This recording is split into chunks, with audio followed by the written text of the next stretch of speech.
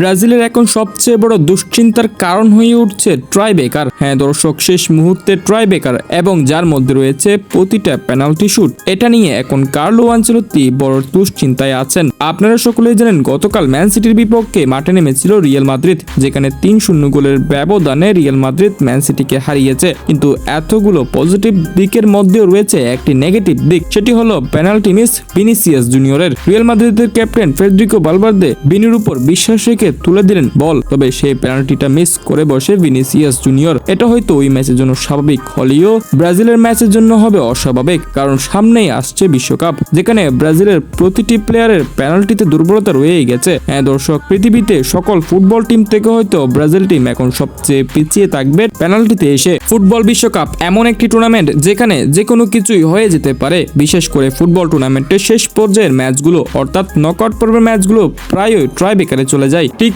ওই সময়ে বিপদ আসবে ব্রাজিলের জন্য যদি এখন থেকে ব্রাজিল প্রস্তুতি না নেয়।